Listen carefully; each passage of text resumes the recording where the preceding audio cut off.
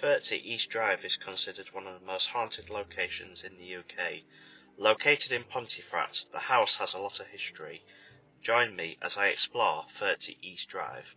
But before I do, I want to thank Haunted Houses for images and support on this video. Join this group on a ghost hunt anywhere in the UK and book your ticket by clicking the link below. It started with a dream, a family's dream of happiness, a dream of laughter and memories. However, they weren't to know that this would soon turn into a nightmare, a battle for over several years. Joe and Jean Pritchard viewed a house nestled on the corner, overlooking the roundabout, and in that moment they both knew they had found the right house. In August 1966, the Pritchards moved in along with their daughter Diane and son Philip. On the first day as they were moving in, Philip and his grandmother noticed a fine chalk gently falling towards the ground from head height. "This is strange," said Philip as he broke silence. Philip's grandmother proceeded to clean the chalk up as Jean would be furious, especially with a mess like this on their new carpet. As the days progressed, Diane noticed that as they were moving in, objects would go missing only to reappear in different places. "Dad," she shouted as Joe was moving boxes, "did you move my stuff?" Joe looked at her blank. "No, darling, you must have put it down somewhere." As the weeks went on, Diane started to feel a presence.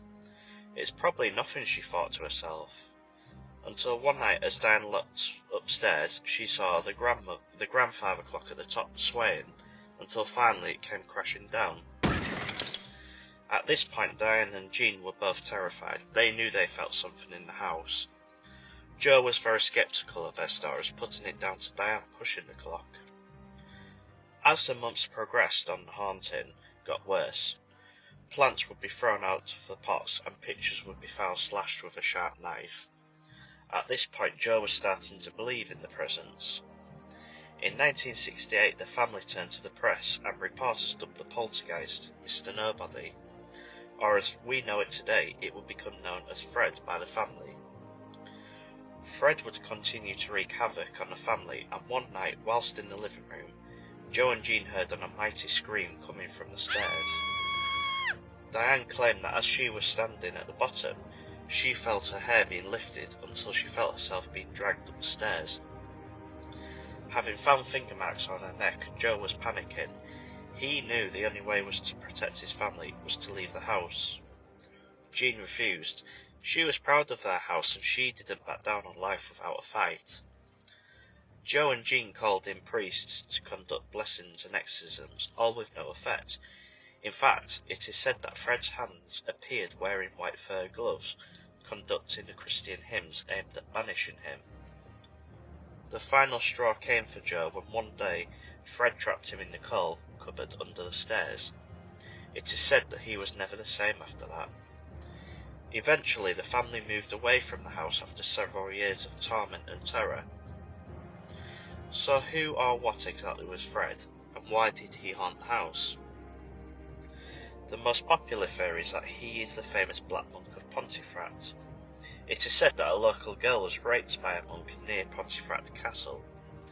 The monk was sentenced to death and was later hung outside Pontefract. This, it turns out, is where the roundabout sits today.